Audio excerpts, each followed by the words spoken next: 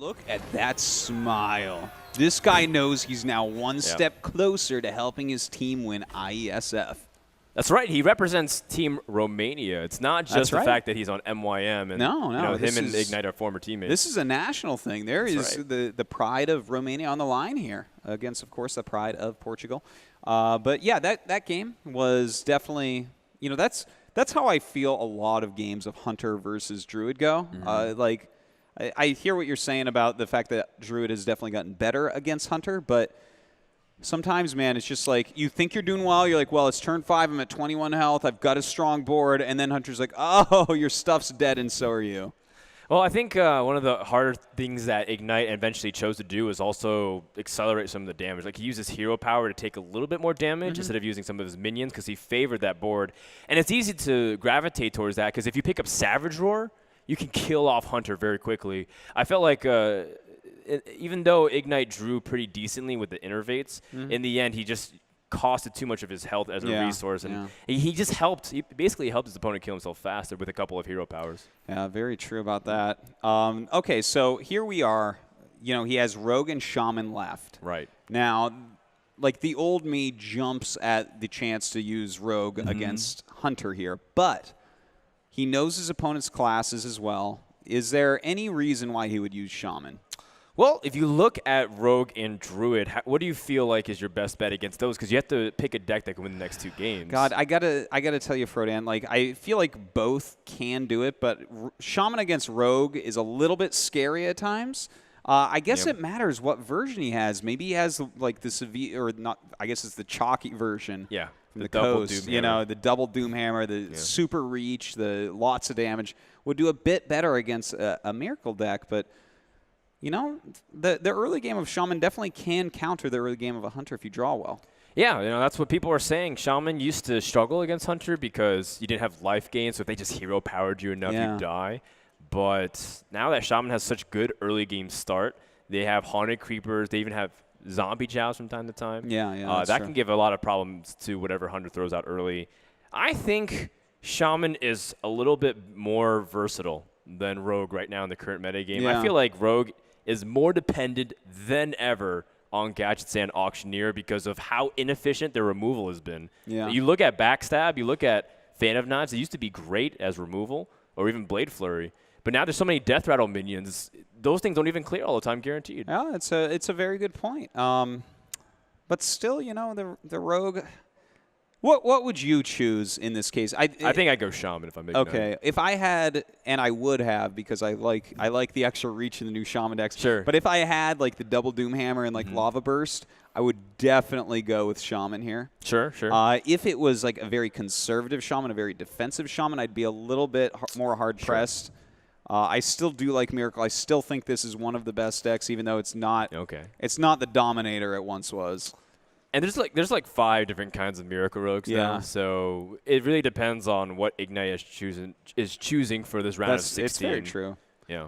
Absolutely. There's plenty of the Violet Teacher ones. There's the Pirate deck. with the Pirate deck? The Pirate deck. The South Sea Deckhand. Yes, South Sea Deckhand. That's a fun one. Yeah, and of course, Malagos. You almost said Mountain Giant. I'm like, I've never seen that. Mountain Giant Miracle Rogue is pretty sick. Vanish all your tokens back, and you play Mountain Giant. All right, well, he has chosen that Shaman, so not too surprising after the little chit-chat we just had there. I think so. Now, the problem is you want to keep Feral Spirits, and you realize Doomhammer is actually like one of those cards where you want to race. Oh, he keeps Lightning Storm. Now, that's really interesting because I was always taught that Feral Spirits is one of your most valuable cards against Hunter to stop damage, but he chooses Lightning Storm because he feels like that AoE is necessary. I don't like the Lightning Storm keep, Frodan. I have to be honest with you. I feel like, first off, if your opponent has an Undertaker start at all, the Lightning Storm may not even kill it. And, you want to play your Feral Spirit really early in the game to try to get its maximum value. So I feel like that may have been a mistake. Well, here's the thing. One thing that someone put in perspective for me when I was learning Shaman against Hunter was that Lightning Storm might not kill their board and you get overloaded. If you play Feral Spirits, it's as if you Lightning Stormed everything because it does 2 damage to everything that trades into it. Not to mention, you might actually be able to synergize with like healing totems or whatever you get off of it, and you keep your life total in check. If you Lightning Storm and you keep something on the board, you might actually lose too much more health, and from there it snowballs. Now, this Doomhammer early on pickup, I feel like it might be a 2 Doomhammer deck. Yeah. Well, we all know how Hearthstone works. Sometimes you just draw right back what you threw away, but definitely you have a point there, Frodan. Let's not forget he has double Rockbiter weapon That's right now. 16 points of damage. Yeah, that is a lot of damage that he has in his hand. There is a possibility that he can race here, but this setup that his opponent has is so insane. Yep. This is so hard to deal with. Charging up this weapon by setting off Freezing Trap, and that Golem is never going to see the light of day again. So you need to roll a totem, hope it's taunt, and from there you just evaluate the situation. It is a taunt totem, so now are you more comfortable with just like being defensive and just hoping that he doesn't do anything else to manipulate your board? Oh, man. This is tough. Yeah. I mean, I think that's the best case scenario. Yeah. Like, you're looking at that, and you're saying, I saw Freezing Trap before. It's a perfect play for him to drop on turn 2 this time. Now, I have a follow-up question, Artosis. What are you using the Ironbeak Owl on? There's a lot of death rattles, but if you silence their taunt totem, they never get it again until they use it for Defender of Argus. Yeah, that's a cute way to go about it, Frodan. Yeah. Looks like he is going to skip that for now. I think I would save it as well. Sure. Like, it's so easy to alpha strike through damage on the back of an owl. So that's true. I like people holding on to it a little bit. And there's not a Shaman deck in existence that doesn't play at least one Defender of Argus. Interestingly enough, too, it's also a beast. So he has Lotheb on turn 5, and he has Ironbeak Owl plus a Houndmaster, and you got 2 4/3s on the board. Ignite is going to have to use this Haunted Creeper to pop, so that way it's less mana intensive. But having to play as Azure Drake is so painful because you realize that your opponent has a lot of damage pushing back, and he picks up a second Doomhammer. That's going to be useless this entire game. Well, I think we know now, Frodan, this is in fact a double Doomhammer deck. Oh, boy. That's a lot of damage looking right back at him. He can't play spells. Oh, my God. Look at that. It's just so crazy. And even if he makes a taunt, which is pretty likely for this turn, he has the Owl to get right through it.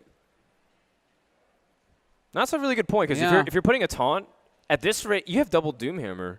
Or you have, double Rockbiter with Doomhammer. So are you racing? So if you play Defender of Argus. If you try to race, you have to kill him next turn, right? Like, I think if you play Doomhammer, go to face with all, that's against 10. You see like 8, 10, 12 damage there. Right. Can he not pull 4 more out for 4 mana? Well, I mean, I think if you play Defender of Argus. Yeah. You have 7 mana next turn. You can whack for 16. Oh, okay. So that's let's see what you're saying. Just sit still. Well, you're trying to race him at this point because you have to kill him. Yeah. You're starting to get to the point where if he hero powers you enough, he's just going to threaten to kill you with kill commands.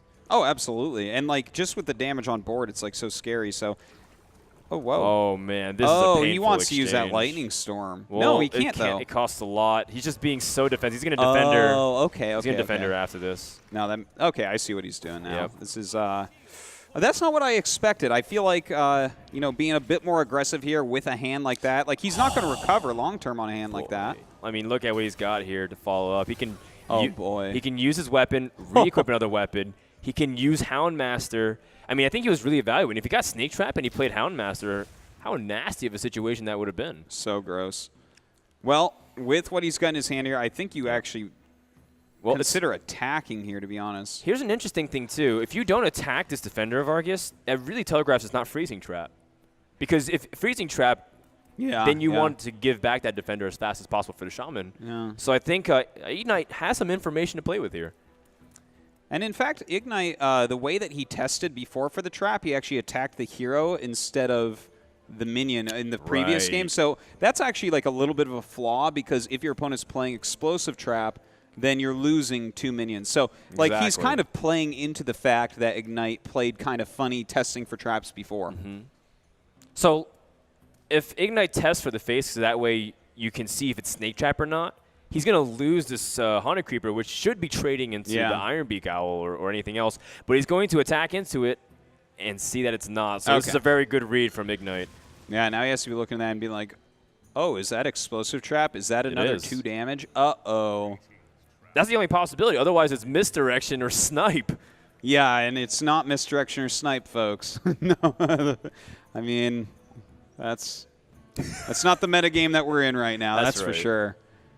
Well, I mean, you were the brave pioneer. You were so far ahead of the game, metagame, Artosis. Misdirection will make a comeback eventually when Hunters Misdirection is really a sneaky aggressive. card. You have a Misdirection there, that can do some weird things to your opponent. He has to start racing, right? I mean, this Doomhammer is 16 damage over the course of a few turns. Wow, but again, being really defensive. Hunter's still at 30 health. Yeah. Oh, God. How much damage is this even? That's 6, 9, 12. Like, yeah, I know. Yeah, you Leroy the face here. It's fine. Yeah, this is like there's no way to win from here. You just hero power next turn and he dies. Yeah, or you kill command. That's pretty much it. And Ignite has to win with 30 damage right here. And the problem is, even if he had Bloodlust, there's still that explosive trap. Yep. And that's going to be that. RDU takes the first series of the tournament with a nice win over one of the other best players in this tournament, Ignite. Yeah. This group was actually probably the hardest group It's a group on of death paper. here, for sure. For sure. I mean, even if you, besides these two guys, actually a really funny fact is that before IeSF even happened, they combined the men's and women's group, and we have a woman that's in the group, a female, in RDU and Ignite's round-robin play. So I'm expecting some really cool things out of that group. There's lots of big names and also some interesting names with lots of cool storylines. Yeah, and we're definitely going to see some more of these guys later today. I saw the schedule. I'm pretty sure we're going to do another RDU match today. Of course, probably. We're going to milk him as much as we can. Yes. It's like, well, we don't know too many of these players here because Savitz was supposed to be here, but then Vampy took his spot instead. Yeah. So we'll have to just have RDU here as much as possible. Yeah. So that's going to be pretty great. So, guys, I hope that you did enjoy that first match. Our second one will hopefully start pretty soon. We'll let you guys know on Twitter and all that good stuff. Just check out Frodan and Artosis there. And so far, nice start to the tournament. Yeah, I think so. And RDU was telling Ignite, like, why didn't you ban my Hunter? Like, it's like I have a very strong lineup, and the thing about Shaman versus Hunter right now is that if they're playing Knife Juggler and Unleash the Hounds, you actually are in for a very bad time if you get caught off guard, because for a long time the Shaman was taking advantage of Hunters that cut Unleash the Hounds from their deck, but now that is he sees Leroy too. It's like, well, you have Leroy, Knife Juggler, and Unleash the Hounds. Yeah, it's going to say bye-bye to your board. I like it as a choice in his deck, and in fact, the more I think about what we ended up seeing, it seems like a modified version of what Strife Crow used recently at Sea Story Cup, because I didn't see a single Savannah Highmane. It seems like his mana curve topped at 5 with Leroy and the Stranglethorn Tiger, so kind of a more aggressive approach. It's about damage per card of you're trying to get to your opponents, and Knife Juggler is one of the best. Stranglethorn Tiger is surprisingly really effective, and because of how you're able to get the damage with the 5, you can get the kill commands off. Sometimes the Strength Target ends up being just as effective as a Highmane. Yeah, that is a fact. So it looks like we're about ready to go to a quick commercial break. And next up is going to be Finland playing against a mysterious opponent. Find out when we come back from commercial break. Stay tuned, guys.